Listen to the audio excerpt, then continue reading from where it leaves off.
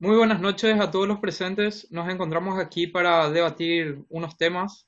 Para ello contamos con la presencia de Emilio Oriola Costa, abogado constitucionalista, secretario de la Convención Nacional Constituyente de 1992, ex intendente de la ciudad de Encarnación.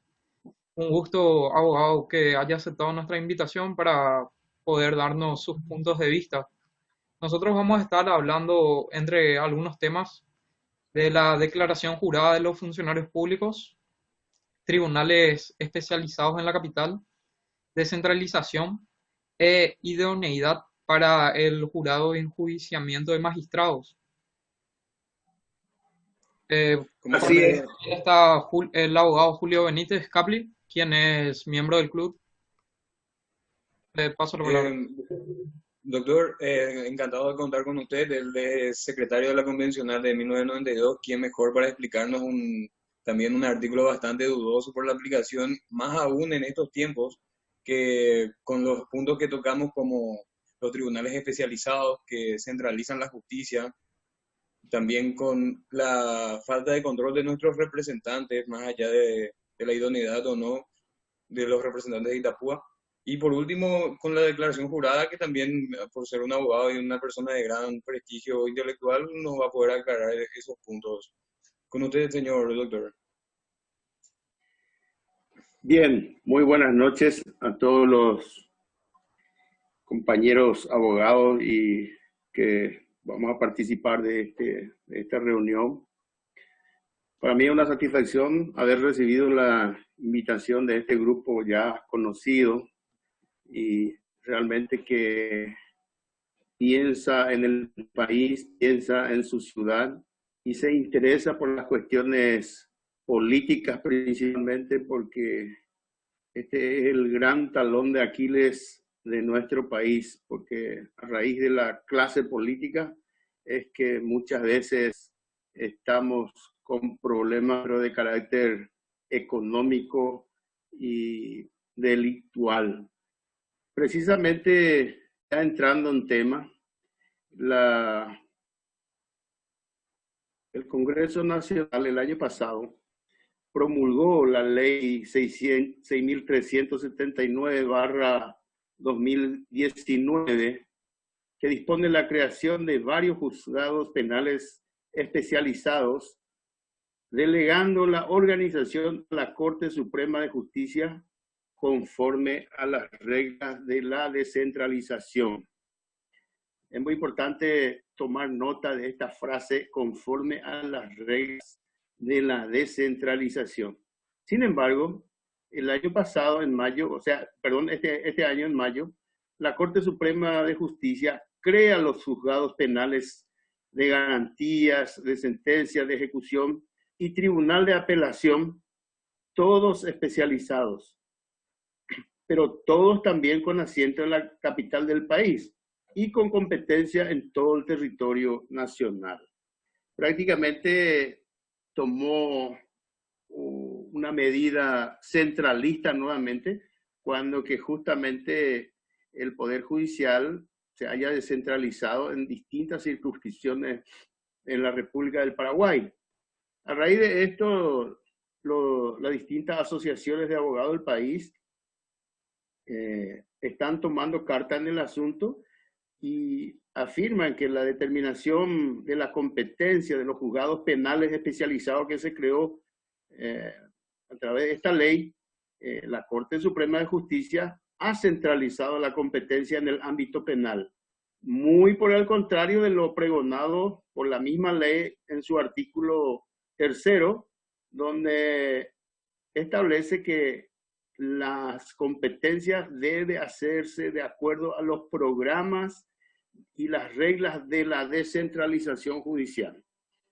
Entonces, todas las circunscripciones judiciales del país tienen, ustedes saben, tienen su fuero penal, y me parece justo que ellos se encarguen en cada circunscripción judicial de estos temas importantes que hoy constituyen los delitos económicos y el crimen organizado. Pero con esta medida tomada por la Corte, están ellos excluyendo a los juzgados y tribunales del interior de la República y prácticamente dejando sin trabajo para estos casos tan importantes a los abogados del interior de la República. Porque imagínense ustedes los temas que van a tocar estos juzgados especiales que han sido creados, juzgados penales especiales, que entre los delitos económicos y el crimen organizado está la estafa, extorsión, trata de blanca, en fin, una serie de financiamiento del terrorismo, antisecuestro, corrupción, crimen organizado, contrabando, en fin, imagínense todos estos temas. Doctor, te quiero hacer una pregunta. Sí. Porque viste que si bien aparenta ser un problema netamente del rubro, yo con lo que me está diciendo, por lo que yo sé, esto dificulta el ejercicio de la defensa sobrecargando los costos. Y en otro aspecto, lo que a mí me parece llamativo es también que la decisión de la justicia, porque si se me inicia un proceso, sea o no yo culpable, ¿verdad?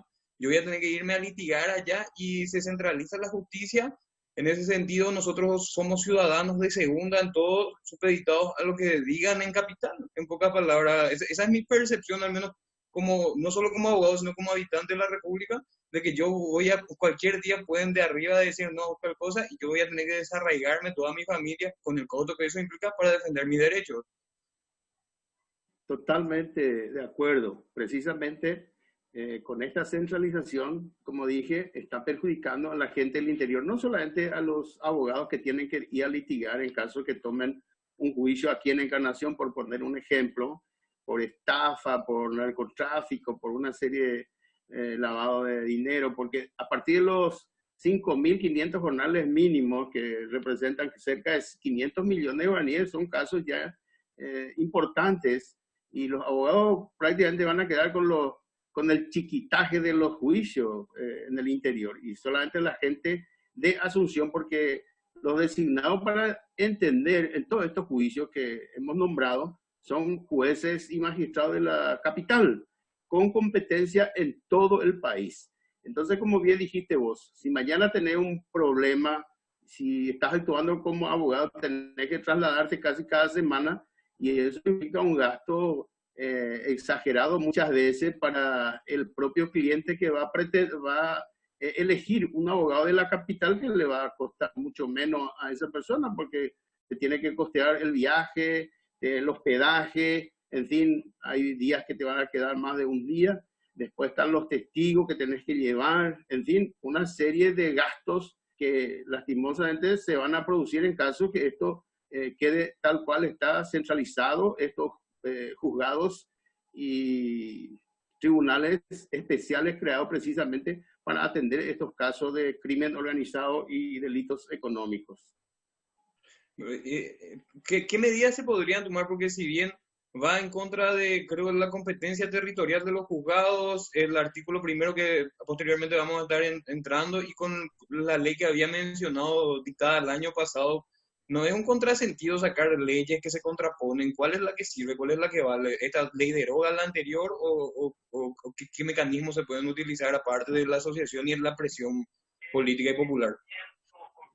Bueno, resulta que esta es una ley nueva, ¿verdad? Fue promulgada en octubre del año pasado, 2019, y entra a regir recién el 20 de mayo de este año. La Corte organiza y da funcionamiento a estos juzgados especiales en el campo penal, ¿verdad? O sea que en adelante todos estos casos que superen los 5.500 jornales mínimos van a ser litigados, atendidos con estos jueces y magistrados de la capital, ¿verdad? Obviamente se está violando leyes y el mismo Código de Procedimiento el Código de Procedimiento Penal establece que la competencia en el ámbito penal es territorial. O sea que el artículo, eso es el artículo 36 del Código de Procedimiento Penal, y el artículo 37 dice que todos los casos penales que se cometan en un territorio determinado caen bajo los jueces y tribunales de la jurisdicción. Eso significa que si un delito o uno de estos delitos que están tipificados en esta ley se comete en Itapúa, necesariamente los jueces del fuero penal deben entender. Y con esta nueva ley y esta centralización se está violando esta disposición del Código de Procedimientos Penales, ¿verdad? Aparte, un artículo constitucional, ese ya es artículo constitucional, el artículo 16, dice que toda persona tiene derecho a ser juzgada por tribunales y jueces competentes. Y en estos delitos que estamos mencionando, los jueces competentes son los jueces de la jurisdicción donde se produjo el hecho, donde se cometió el delito. O sea que esta acordada se puede atacar de inconstitucional porque resulta que una acordada en el orden de prelación de leyes, la ley, en este caso el Código de Procedimientos Penales, es superior, ¿verdad? Habría que ver qué resultados se tienen, porque la acordada, ustedes saben, que es dictada precisamente por la Corte, y la inconstitucionalidad también hay que plantear ante la Corte. No va a ser fácil que los mismos jueces, los mismos ministros de la Corte borren con el codo lo que escribieron con el puño, pero hay que luchar. Y en último caso, habría que hablar con los legisladores, especialmente comenzando con los legisladores, los diputados de Itapúa y los otros gremios de abogados también de los otros departamentos con sus respectivos representantes en el Congreso y modificar esta ley. La ley en sí, en su artículo 3, habla que hay que respetar las reglas de la descentralización, pero la Corte Suprema de Justicia no obró de esa manera. Nombró totalmente a los ministros de Asunción, perdón, a los jueces de Asunción con competencia en todo el territorio de la República. Entonces, un tema. No sé si alguien quiere agregar más. Yo que me gustaría concatenar esto con el siguiente tema, pero si hay alguna pregunta. Y dificulta el acceso a la justicia vamos a ver. Y ustedes, que creo que muchos abogados, todos son abogados, ustedes saben cómo está nuestra justicia. Hay juicios que duran años y años, y especialmente si caen, si llega a la Corte Suprema de Justicia, tarda muchísimo, y pasar de un juicio, muchas veces de una instancia a otra, te lleva años y años. Yo particularmente tengo un juicio, que uno de los pocos juicios, porque yo casi no trabajo más la profesión, que tiene 20 años y todavía no se resolvió. Ya mis clientes, algunos ya murieron, y vamos a ver qué termina, porque es una demanda contra el Estado que es más difícil todavía ganar ese tipo de juicios, y es más, peor es tratar de cobrarle al Estado aun cuando tenga el juicio ganado. No, todo un tema. Quería hacer hincapié con con una de las partes finales que habías dicho de los diputados y representantes del departamento de Itapúa. Como usted es secretario de la Constitución del 92, hay el artículo 1 dice que somos un Estado descentralizado. Todavía no quiero llegar a ese punto, pero para hacer hincapié, nosotros no tenemos en Itapúa o en ninguna parte del país mecanismos por los cuales nosotros podamos hacerles rendir cuentas. Yo en su momento planteé las asambleas populares para los diputados, etcétera, porque el hecho de que la democracia no se manifiesta cada 5 años votando nomás, es porque hay que tener un control inmediato. Hoy tenemos el caso de el colega que está en el jurado de enjuiciamiento, que no ejerció la carrera nunca, y eso nosotros en Itapúa ni en ningún lado creo que hay mecanismos a los cuales podemos recurrir en el sentido de decirle qué hacer o cuál es la necesidad, el deseo del pueblo a sus representantes. Lamentablemente, en un sistema democrático como el nuestro, ¿verdad? Cuando uno elige a un representante para el Congreso, en las condiciones en que tenemos nuestro ordenamiento jurídico, ellos permanecen durante los 5 años en esa función, salvo como dice el artículo 190 y 191, establece los casos en que ellos pueden ser desaforados, ¿verdad?, por la comisión de delitos y ni siquiera ustedes saben que pueden ser detenidos, salvo que sean sorprendidos en la comisión de un delito infragante y que merezca pena corporal, y para lo cual establece el mecanismo que tiene que estar preso en su casa bajo custodio y posteriormente remitir a la Cámara respectiva o senadores o diputados el caso para que ellos analicen y lo desafueren para someterlo a la justicia ordinaria. Y ustedes saben cómo está el Parlamento en nuestro país. Hay diputados y senadores que tienen juicio, pero no hace falta mucho analizar para saber que tienen que ir a la cárcel, no ser sometidos a ningún tipo directamente a la cárcel, pero ellos actúan corporativamente. Ahí ya no hay diferencia entre colorados, liberales, encuentristas, Frente Guazú. Ellos se apoyan, se protegen y por culpa de eso que tenemos el Parlamento que tenemos, ¿verdad? Y entonces vamos, no existe en el mundo prácticamente una forma de destituir a un diputado, a un senador, cuando no cumple su función, porque si fuese posible eso, yo creo que probablemente íbamos a quedarnos ya sin parlamento en este país, ¿verdad? O sea que la elección solamente podemos hacerlo cada 5 años y ahí tenemos que elegir a los mejores, que es difícil porque ustedes saben cuál es el problema de nuestro país. Es la ignorancia de la gente, es la gente que por necesidad vende sus votos y no siempre, y el que tiene más plata generalmente obtuvo en forma ilegal por hechos de corrupción dinero para comprar conciencia. Y ahí tenemos los resultados. Y así nos va. Y tenemos que ir buscando. Ojalá que con este nuevo sistema electoral que se aprobó, con el voto preferencial y donde se eliminó la lista sana, podamos elegir a los mejores, ¿verdad? Y esa es la esperanza que yo tengo en este momento, que la gente pueda elegir un solo candidato a cualquier cuerpo colegiado y que elija al mejor. Al final no importa que sea del partido que sea, con tal que sea un buen ciudadano, un tipo transparente, honesto, trabajador y que tenga una hoja de vida realmente aceptable para que podamos confiar en él, que en 5 años algo va a hacer por el país. No, totalmente, totalmente. Volviendo al punto este de, aprovechando que fue secretario, me permito leer el artículo primero de la Constitución Nacional de la forma del Estado y del Gobierno. La República del Paraguay Sí. es para siempre libre e independiente, se constituye un Estado social de derecho unitario, indivisible y descentralizado en la forma en que se establecen en esta Constitución y las leyes.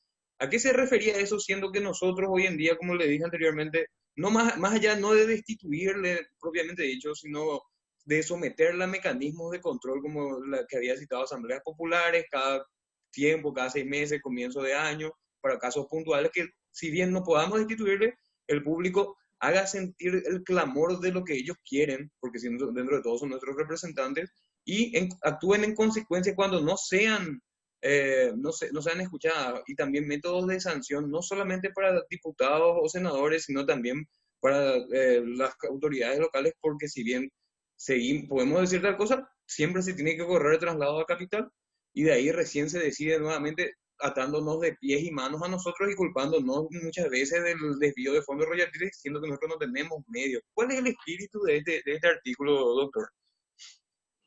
Bueno, el tema es que nosotros somos, como bien lo dijiste, el artículo primero dice que la República del Paraguay es para siempre libre e independiente, ¿verdad?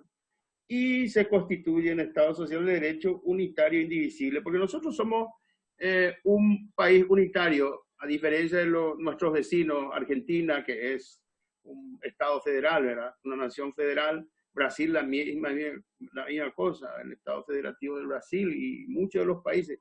Pero nosotros somos unitarios. Desde nuestra independencia hemos tenido un solo centro de poder, que era la capital, Asunción. Y eso persiste hasta ahora, ¿verdad? Y la razón por la cual en principio tenemos este método, esta modalidad de Estado, de ser unitario, es que se habló de dividir en regiones. Estamos divididos en departamentos y en distritos, ¿verdad? En regiones. Pero resulta que hay regiones muy pobres y entonces poco o nada podrían contribuir al fisco. Y lamentablemente hay que reconocer, Itapúa es un vergel, un departamento muy rico, y los impuestos que nosotros estamos tributando al gobierno central, gran parte se destina a otros departamentos y obviamente para mantener el gobierno central. Entonces, hacer un gobierno en los departamentos de Cazapá, Paraguarí, San Pedro, en fin, son departamentos pobres, cordillera, que necesitan el apoyo del gobierno central, o si no, desaparecería. Gracias a Dios, se comenzó con este famoso tema, esta palabra tan importante que si se lleva bien, podría favorecernos a los que vivimos en el interior, principalmente, que es la descentralización, ¿verdad? Que es una ideología política que consiste en transferir competencias y recursos desde el gobierno central hacia otras autoridades, ¿verdad? El caso, y bueno, como una de las primeras que se logró la descentralización política. La descentralización política se logró en la Convención Nacional Constituyente, ¿verdad? ¿Cómo?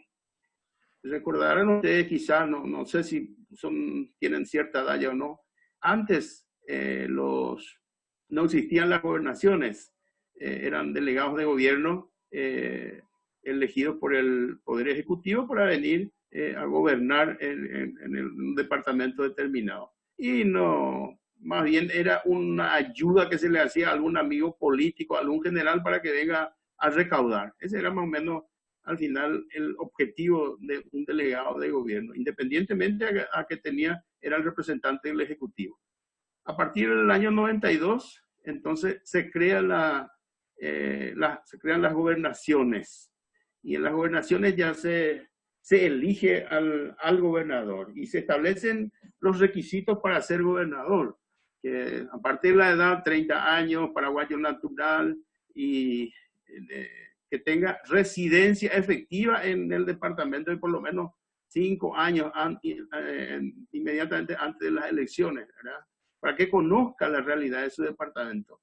Porque antes los delegados de gobierno venían de Concepción, del Chaco, eso no conocían lo que era Itapúa, pero tenía que estar administrando desde todo punto de vista educacional, política, digamos, seguridad, en fin, todo lo que compete a la vida de una ciudad y un departamento. Entonces, por eso se crean las gobernaciones, que también, para muchos y para mí también, el acompañamiento, su poder legislativo, por llamarlo de una forma, que es la Junta Departamental, para mí que es innecesario, y realmente, como la gobernación tiene poca competencia, no tiene territorio, los territorios, las rutas, todo eso son del Estado, y eso maneja el Ministerio de Obras Públicas, y los otros caminos son dependen de las municipalidades. Bueno, yo tuve la oportunidad de irme a Francia, invitado por el gobierno francés en el año 97, el único intendente invitado en aquella oportunidad para estudiar la descentralización del Estado francés. Estuve en París un mes y analizando qué es lo que podríamos nosotros hacer en Paraguay para ir mejorando. Y yo, sinceramente, si tuviese que aplicar lo que vi allá, conste que allá hay 5 niveles de gobierno, ¿verdad? Está el gobierno central, las regiones, los departamentos, los municipios, como acá también, ¿verdad? Y acá nosotros, que somos un país chico, pobre, yo creo que con 2 niveles, el nacional y el municipal, podemos ya hacer buenas letras y llevar adelante y no gastar tanto dinero en las gobernaciones, porque los concejales departamentales prácticamente no tienen nada que hacer, y poco y nada también el gobernador, porque el gobernador no tiene recursos propios, recibe otra vez su presupuesto del presupuesto general de gasto de la nación. Lo que nosotros tributamos va allá y le viene a él. Y todas las tareas, las funciones, atribuciones que tiene la municipalidad, ellos también lo hacen en alguna medida. Que merienda escolar, almuerzo, que hace también la municipalidad. Camino, puentes, la municipalidad también hace. O sea que hay una superposición de funciones que tenemos que ir corrigiendo si queremos ir achicando el Estado sinceramente, y gastar menos en gastos rígidos que son funcionarios, salarios de funcionarios, y bueno, y gastar más en el gasto el gasto que valgan la gasto de capital que valgan la pena, precisamente, y que pueda beneficiar a las ciudades, a los pueblos, a la población. Y tuvimos esa descentralización política con la gobernación. Bueno, estaba comentando que incluso cuando hablamos en la Convención Nacional Constituyente, muchos cuestionaban la descentralización. ¿Cómo puede ser un país unitario y al mismo tiempo descentralizado? ¿Verdad? Porque los países descentralizados realmente son los países federales, ¿verdad? Como Argentina, Brasil, Estados Unidos, porque ellos tienen, cada estado, cada provincia tiene su poder ejecutivo, tiene sus diputados, en fin, y obviamente tiene sus municipalidades. Pero este es un tema una figura política, ¿verdad?, que está de moda, especialmente en los países unitarios como el nuestro, ¿verdad?, Chile, Perú y otros, ¿verdad? Y trae muchos beneficios, porque ¿cuál es el tema? ¿En qué consiste la descentralización? La descentralización consiste en que el gobierno central transfiere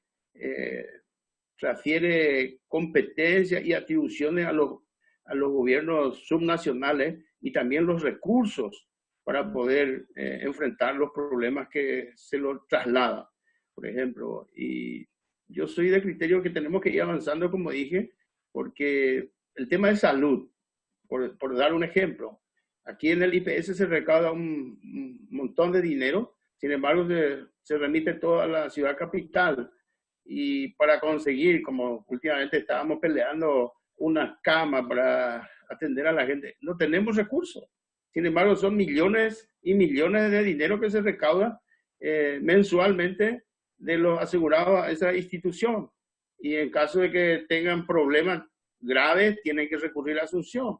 El caso del abastecimiento de agua potable de la SAM, terrible es. O sea que tenemos que ir avanzando en ese sentido, ¿verdad? Yo no sé no sé en qué momento se cortó esto. No sé si hablé de las gobernaciones. Sí, hablamos. Usted estaba haciendo una comparación de los gobiernos con Francia y Paraguay, que había 5 niveles de gobierno en Francia, y estábamos... Quería agregar antes de bueno, yo el caso de Cresburgo. Cresburgo, ¿cuánto aporta y no tienen? No te entendí esa parte. No, el caso de Cresburgo acá, que aportan no sé cuánto a IPS, pero ellos no tienen ningún centro asistencial. O sea, tienen creo que un... Y no hay retorno, y eso es lo que se está tratando de hacer ahora. Hay una inequidad en la distribución del dinero público que se entrega al fisco, porque la mayoría del dinero, que poco queda, porque todo se gasta, más del 90% va todo en sueldos, salarios y jubilaciones, ¿verdad? Y solamente menos del 10% es para infraestructura. Y esta gente que trabajan y tiene mucho, no tienen un pequeño, digamos, sanatorio que les pueda atender. Y esa injusticia es lo que tenemos que ir mejorando. Gracias a Dios, hay tantos temas. Hoy se está tratando de la reforma del Estado, ¿verdad? Para que precisamente este dinero público se gaste mejor, no como se está gastando en el Ministerio de Salud, ¿verdad? Imagínense como en una época de crisis, como los muchachos manejan el dinero público. Es una vergüenza, y lamentablemente no hay nadie preso. Así está nuestra justicia, dicho sea de paso. Y contra eso es lo que tenemos que combatir y buscar, como dije, mejores representantes que estén en el Congreso Nacional y que pueda atender estos casos, y no que vayan y se lancen en los brazos de los jefes partidarios y cumplan a rajatabla lo que tienen que hacer, así como ocurrió. Voy a tocar así temas varios, ¿verdad? Como ocurrió con este nombramiento de este abogado joven que nunca ni siquiera se matriculó y está ocupando un cargo demasiado importante, que es el de jurado de enjuiciamiento de magistrados. Imagínense, él se recibió, no llegó a tener título y menos se matriculó. Sin embargo, hoy es el juez de jueces, porque en el jurado de enjuiciamiento de magistrados se le juzga a los fiscales, a los jueces, a los camaritas por mal desempeño de funciones o delito cometido en el ejercicio de sus funciones. Entonces, ¿qué se podría esperar de un joven abogado que nunca manejó un expediente? ¿Y cómo va a juzgar? ¿Cómo va a ser justo en su apreciación si él no maneja esos temas? Y esas cosas, y es una cuestión ya de equipo político. Se juntan los votos y no le interesa a la gente del Parlamento quién va. Imagínense, y es un cargo demasiado importante, demasiado importante. Y a ellos no les interesa porque es de tal o cual equipo, no, es en nuestro equipo, tenemos que copar esa institución para que mañana a través del jurado de enjuiciamiento de magistrados, si alguien de nosotros tiene problemas, le vamos a presionar con nuestro representante en el jurado para que falle en tal o cual sentido, o cajonee o pichicanee los muchachos y él lo permita. En fin, así se maneja lastimosamente. Esa es nuestra realidad. Y la gente, lamentablemente, estos que nos representan no tienen lo vergüenza. En fin, quieren defender muchas veces lo indefendible. Y bueno, ojalá que podamos cambiar, como dije también, el Parlamento, pues nos equivocamos y sufrimos 5 años. Para los presidentes de la República, bueno, está el juicio político. Para los ministros de la Corte tenemos juicio político también, pero para los parlamentarios no tenemos. Lo que hay que ver, primero el sistema de elección que va a mejorar con este voto preferencial que se implementó. Y en segundo lugar, hay que evitar ya que sean electos en forma indeterminada. O sea, si se le da un periodo más de gobierno o de poder ser electos los diputados y los senadores y ya no más, porque se eternizan en el poder, como hay algunos senadores y diputados que están 5 o 6 periodos, son 30 años que están ahí. Y no han hecho nada bueno. Porque si hubiésemos mejorado de un tiempo a esta parte, muchos le culpan a la dictadura, pero la dictadura hace 30 años que dejó de existir. Ya no está, Strong en el 89 se fue. Y en esta época de democracia, ¿qué hicieron los muchachos? Hicieron, para mí, yo nunca fui estronista, pero yo te puedo decir que están robando, sin vergüenza. La justicia es peor que antes. Antes robaban unos cuantos nomás, ahora ya roban todos. No, genial, genial. Volviendo a lo que usted decía, usted comentó que antes eran los delegados de gobierno los que venían acá. Ahora parece que con este tema de la justicia nosotros vamos a tener que ir allá otra vez. Y eso es el primer paso, no sabemos hasta qué punto van a empezar a centralizar la justicia o otros matices, porque no condice el argumento suyo de arriba, digo, de las regiones que están menos equiparadas, siendo que siguen estando en esa situación bajo ese sistema y nos dan la posibilidad de, con una apertura de una asociación entre municipalidades, regiones o lo que sea, tratar de irse desarrollando con los propios recursos que cada uno tiene, porque si bien se habló de independencia política, ¿qué es la independencia política sin recursos económicos, doctor? Bueno, y eso es lo que te estuve comentando. Imagínate que anteriormente no teníamos royalties ni FONACIDE. Los municipios de todo el país y las gobernaciones están recibiendo desde el 2001 royalties y desde el 2012 también FONACIDE. Buen dinero reciben estos gobiernos subnacionales. No es poca cosa lo que reciben. Pero ¿qué es lo que pasa? No se administra bien. ¿Por qué no se administra bien? Porque hay corrupción. ¿Por qué hay corrupción? Porque la justicia no funciona, porque hay impunidad. Mañana, si esto uno quiere mejorar, tiene que mejorar la justicia, porque que se lo meta a 5, a 10 intendentes y a 2 o 3 gobernadores que efectivamente se comprueba con hechos punibles, hechos de corrupción o estafa o, en fin, o cohecho agravado, lo que sea, vas a ver cómo van a cambiar las cosas. Pero como la justicia acá no actúa porque ellos son actúan en connivencia entre los jueces y fiscales con los parlamentarios. Porque la mayoría de los parlamentarios, si voy a abrir los diarios, hoy mismo uno de los diarios, la lista de diputados y senadores que tienen juicio pendiente, que están procesados, otros están presos, algunos están, después de mucho batallar, entraron presos, ¿verdad? Porque los jueces los protegen. Y si pasa el juzgado de primera instancia, va a la Cámara, se chicanea, se cajonea, y por último están los ministros de la Corte, que siempre estuvieron también del lado de los políticos, porque al final los políticos son los que manejan la justicia.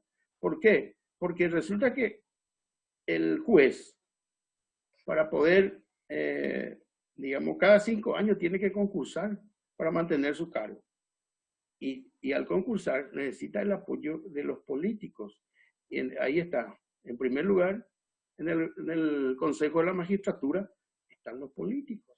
Y ahí se selecciona la terna para que fulano y otro entren en la terna y después ya si es juez y magistrado se considera la Corte. Esa es nuestra realidad. Esa es nuestra realidad. Lamentablemente. Y, doctor, ¿dónde está quiero hacer este comentario y después paso al siguiente punto. ¿Y dónde está la división de poderes? Porque hasta donde yo tengo entendido también hay órganos extrapoder que hacen la superposición de funciones nuevamente, que no entiendo dónde radica la interpretación. No hay superposición de poderes. Cada uno de los órganos extrapoder, como la Contraloría, por ejemplo, por el Defensor del Pueblo, ellos tienen su función específica, pero la Contraloría, hasta hace poco tiempo, incluso hoy, el que estuvo antes y ahora está procesado, no sé si está preso, que es García, ¿verdad? Fue el que planteó una acción de inconstitucionalidad contra la declaración jurada de los funcionarios públicos que no sean públicos, que no se le den la publicidad. Y estuvo 2 años en la Corte. El viernes creo que resolvió la Corte eso. Cuando que la ley, la Constitución dice que debe ser público, ¿verdad? La declaración jurada debe ser pública, porque si no deja de tener valor una declaración jurada.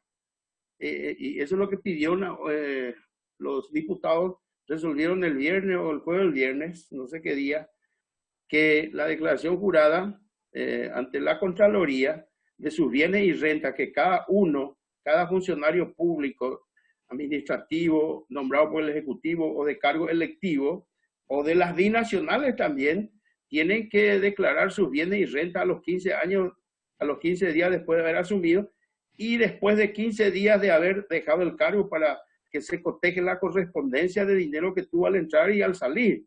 Si no hubo un enriquecimiento ilícito, que es otro tipo de delito también, ¿verdad? Pero ellos no querían que esto tuviese una sanción, digamos, una sanción grave como está en el Código Procesal Penal, que es de 5 años de cárcel, ¿verdad? Ellos querían que esto fuese una falla administrativa, que se pudiese solucionar con multa tan solo. Obviamente porque todos falsean su declaración jurada. Nadie quiere que se sepa cuánto tienen y cuánto tienen al entrar y cuánto tienen al salir, ¿verdad? La Contraloría tiene una función demasiado importante, pero tiene que cumplir con su rol. Para que vos te des cuenta, o ustedes, perdón, se den cuenta, ¿dónde están todos los excontralores? Están presos. Ahí tenés a Díaz Verón, el último. Tenés al anterior, no recuerdo el apellido. Todos están presos. Díaz Verón era fiscal general del Estado, doctor, creo. ¿Cómo?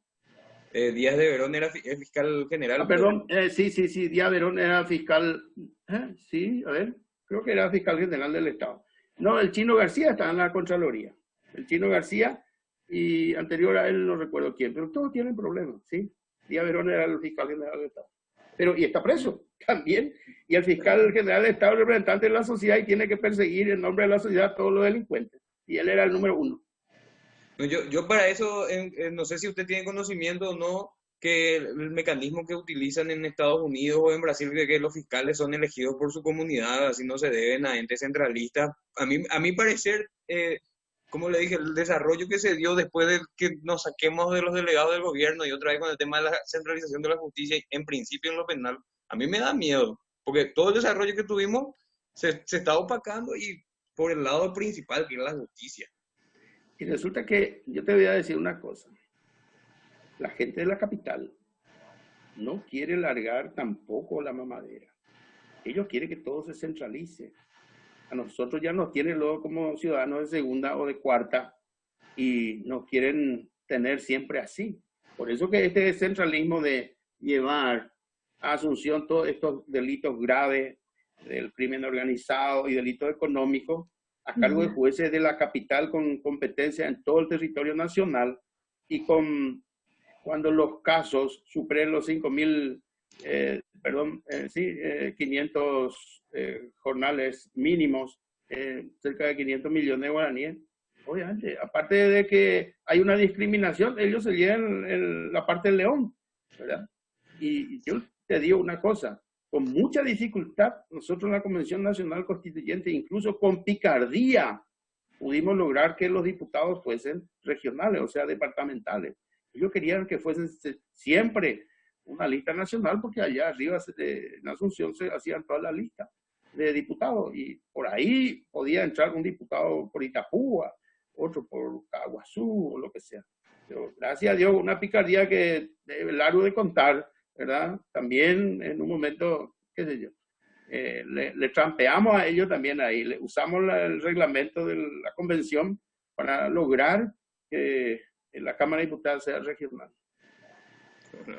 Yo no sabía eso, me entero, o sea, siempre supe que eran bastante centralistas, pero que hasta ese punto es bastante interesante, o sea, porque muchas veces no se sabe la historia y pensamos que hay una tendencia muy grande al centralismo desde el interior mismo, luego por esta falta de conocimiento, porque siempre pues manda el mbarete, el contacto un mbarete de arriba, que da la orden y hay que seguir planteando estas ideas, doctor. Yo creo que tocamos todos los puntos. Si se quiere seguir explayando, yo no tengo ningún problema en seguir escuchándole. La verdad, estoy bastante interesado. Me encantaría escuchar esa anécdota. Yo no sé si me quieren escuchar ese otro tema. Bueno, Adelante. yo les puedo... ¿Cómo? Adelante, digo. Bueno, resulta que yo le voy a contar una anécdota nomás. Creo que son abogados la mayoría de los que están ahí, ¿verdad? Es abierto al público. Bueno, perfecto. Resulta que justamente se presenta este caso de la acción de inconstitucionalidad, ¿verdad? La acción de inconstitucionalidad y éramos 198 convencionales de distintos partidos políticos. El Partido Colorado tenía 122 convencionales, el Partido Liberal tenía 66 y los otros, el resto se repartía entre Asunción para todo y Federalista, en fin, uno o dos de más. Y bueno, era un tema bastante técnico, la acción de inconstitucionalidad. Y de los 198, pocos eran los que conocían lo que era una acción de inconstitucionalidad, porque no todos eran abogados, ¿verdad? Yo era secretario y levanta la mano allá un representante de Santaní, presidente del seccional, un colorado, convencional constituyente, y le pregunta al presidente, señor presidente, yo no entiendo lo que es la acción de inconstitucionalidad, acá me están hablando que es erga omnes o inter partes, ustedes saben eso, que los efectos de la inconstitucionalidad, o es erga omnes, contra todo, o inter partes, solamente las partes. Y lamentablemente, cosa que yo voté en el otro sentido, ¿verdad? Lamentablemente nuestra inconstitucionalidad tiene efectos interpartes. Ustedes saben eso, ¿verdad? Sí, no es que usted plantea una acción de inconstitucionalidad, gana y se deroga esa normativa o esa ley por inconstitucional. Mañana otro ciudadano que tenga el mismo problema que vos, para poder beneficiarse o salir victorioso, tiene que ir a plantear la misma acción, ¿verdad? Obviamente que va a ganar porque ya hay jurisprudencia, pero no se elimina la norma. Recuerdo que Diógenes Martínez, que era el otro secretario, yo fui el secretario número 2, él era el secretario número 1, le dice, presidente, yo le voy a explicar al convencional este. Mira, nosotros somos políticos, no me acuerdo el nombre del señor. Y si nosotros aprobamos que el efecto de la inconstitucionalidad sea erga omnes, vale decir que la Corte es la que entiende y resuelve las acciones de inconstitucionalidad. El Poder Judicial va a derogar nuestra ley, porque nosotros como políticos podemos llegar al Parlamento y nosotros hacemos las leyes. Y si es erga omnes, la Corte Suprema de Justicia es la que va a tirar al basurero nuestra ley, porque la acción, la ley, esa si es atacada de inconstitucionalidad y es erga omnes, se va a derogar. Por eso que es interparte ahora, cada uno tiene que... Pero es perverso porque imagínate si ya no sirve esa ley o esa norma o esa disposición administrativa, obviamente se tiene que anular, pero tiene vigencia y cualquiera que sea afectado por esa norma, si quiere salir beneficiado, tiene que plantear la acción de inconstitucionalidad. Bueno, no sé qué, y demasiado yo tengo porque, aparte que yo fui, no sé si ustedes saben, yo fui profesor de Derecho Constitucional en la Universidad Católica durante 13 años. Sí. No Fue del sabía 89 hasta el 2002. No sabía. Yo ya comencé la universidad por el 2009, doctor.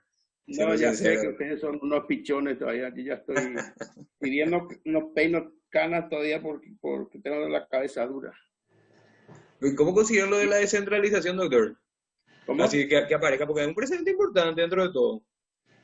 Mira, para nosotros, los del interior, la descentralización es nuestro futuro, es nuestra salvación, pero tenemos que presionar y tenemos que participar también en los recursos del Estado. Ahora tenemos los royalties, tenemos el FONACIE, pero tenemos que abogar para que también el dinero que se recauda y va de Itapúa, por ejemplo, de cada departamento destinado a la salud, que un porcentaje quede allá, pero la mayor parte venga acá, porque nosotros no tenemos absolutamente ninguna protección en cuanto a salud, ¿verdad? Seguridad, agua potable. Resulta que para cambiar un caño roto acá en la ciudad, que es de la SAM, ellos tienen que pedir el caño de Asunción. Imagínense usted cuántos días tarda eso, el agua se está derramando, la gente queda sin agua. O la ANDE misma. Todo se centraliza y la solución tarda. El pueblo sufre. Encima no nos perdonan un peso, ¿verdad? Nos prestan un pésimo servicio y estoy de acuerdo contigo que los fiscales, los agentes fiscales, tienen que ser electos por su comunidad. Al mismo tiempo, por ejemplo, al elegir a un intendente, bueno, se eligen no sé cuántos agentes fiscales, cuánta unidad fiscal hay, 5 o 6, y que ellos sean electos por el pueblo. Al final, si usted mira la Constitución, ellos son representantes de la sociedad, ¿verdad? Pero sin embargo son electos no por la sociedad, son electos por los políticos que nosotros al final también le votamos, porque tenemos este sistema de la democracia representativa, pero no funciona. Elijamos a nuestros fiscales porque va a estar actuando cerca de nosotros en nuestra ciudad y vamos a ver si actúa bien o actúa mal. Si actúa bien, le premiamos con reelección. Si actúa mal, un periodo y nada más. Totalmente, ¿no? Incluso, doctor, yo también te quiero agregar una cuestión. La educación. Nosotros en Itapúa, en Alto Paraná, tenemos una situación que podemos enfocar en agricultura, agronomía, frontera, etcétera. Y tenemos una malla curricular así ya leonina que todos tienen que aplicar y no hay recursos para educación. Tenemos una malla curricular que es general, que no explora nuestras fortalezas, no trata de remendar nuestras debilidades. Y con eso también te agrego que los ministerios están todos centralizados y tampoco se enfrentan a la realidad que les compete administrar de repente. Totalmente. Yo creo que, como te digo, hay que ir descentralizando las funciones más importantes que tiene un Estado democrático y republicano. Salud, educación, seguridad, infraestructura. Si nosotros podemos manejar eso, no manejar precisamente, intervenir en esos servicios que presta el Estado que son esenciales. Y seguridad, dije, ¿verdad? Sí. Vamos a avanzar muchísimo en nuestra condición de vida como ciudadanos que vivimos en el interior de la República. Para que vos tengas una idea, y ustedes que están escuchando, por ejemplo, el dinero que se utiliza para los niños como merienda escolar o almuerzo, en la capital se le da o se paga, el órgano en este caso, o la gobernación o la municipalidad paga el doble por un plato de comida. Y a nosotros, lo del interior, la mitad, como si fuésemos animales. ¿Entendés? Imagínense ustedes la inequidad, la injusticia que existe. Y esto pues nuestros propios diputados no defienden. No defienden. ¿Entendés? Ellos Por eso están te quería agregar, otras cosas. ¿Eh? Por eso te quería agregar que a más de nosotros elegirles por 5 años, necesitamos crear mecanismos civiles, no precisamente de remoción, sino de sanción, de que tengan cercanía con la gente y pasado su periodo, chao, si no cumpliste con lo que el pueblo te está diciendo durante el transcurso de tu mandato, te vas, mi hermano, te vas, mi hermana, quien sea. Y ese mecanismo es lo que es difícil de encontrar. Como yo te digo,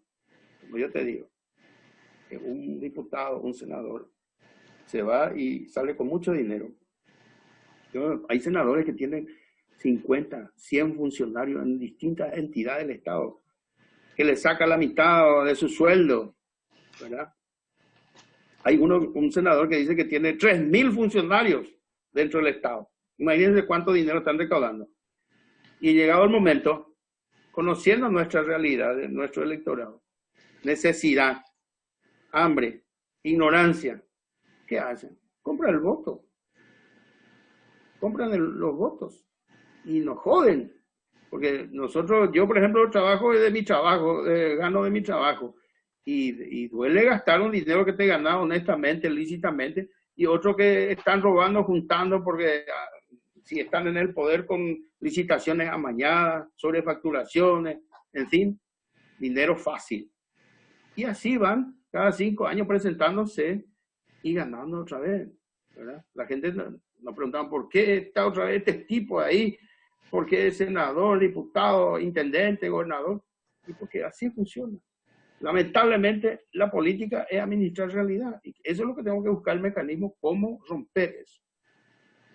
Yo creo que este tipo de cosas que estamos haciendo, debatiendo, planteando, porque hasta donde yo tengo entendido, por la transición generacional, al menos lo que pasó en mi caso, yo soy del 90, en el 89, nosotros ya aparecimos en un mundo libre con los recursos de las hidroeléctricas, que ya no vivimos esa realidad apretante, pero nuestros padres, al menos en mi caso, sí, y te moldean de una manera en la cual no hay hincapié luego para el debate, porque ellos no hablan y vos tampoco nos hacen plantearse no tenerlo en blanco. Esta nueva generación que viene posterior a mí está llena de preguntas, tiene acceso a tecnología, en lo que vendría a ser densidad poblacional ya somos muchísimos más, nos preguntamos las cosas, y como le dije, las asambleas, en mi criterio serían tener cada 6 meses que el diputado o lo que sea se preste, en principio, ¿verdad? Para rendir cuentas, y a la larga la gente se va a ir acostumbrando a preguntar, a debatir, a decirle tal cosa, y terminó su periodo, le va a decir chao. Yo creo que esta forma de debate que estamos realizando es muy saludable, ¿verdad? Muy saludable porque esto, mañana vos vas a hablar con tus amigos, los que están ahí presentes van a comentar lo que se habló, ¿verdad? Y van aprendiendo también, creo que algo habrán aprendido de lo que dije, o por lo menos conocido, ¿verdad? Porque yo soy de otra generación y conozco muchas realidades que, especialmente de la Constitución, porque como viví los 6 meses ahí como secretario, o sea, anécdota por eso cuando yo era profesor, la gente, mis alumnos, me preguntaban, doctor, ¿y este artículo por qué se salió así de esta forma, ¿verdad? Y yo le cuento, así como le conté el tema de la acción de inconstitucionalidad, ¿verdad? Y otros artículos, porque no muchos artículos fueron cuestionados. O sea, en ningún momento, quizás 2, 3 artículos de los 291 artículos que tiene la Constitución fueron, digamos, peleados, digamos, ideológicamente, si pudiéramos llamar así, entre los partidos. Porque al final eso es la ideología de todo. Mira, disculpame el término, es volaterapia. Entonces, por eso que los liberales, obviamente los colorados, que éramos mayoría, podíamos imponer la aplanadora, pero sin embargo, de consenso, prácticamente casi toditos los artículos salieron, ¿verdad? Y había algún artículo, generalmente político, lo que por ahí no había consenso, íbamos a un cuarto intermedio, se solucionaba.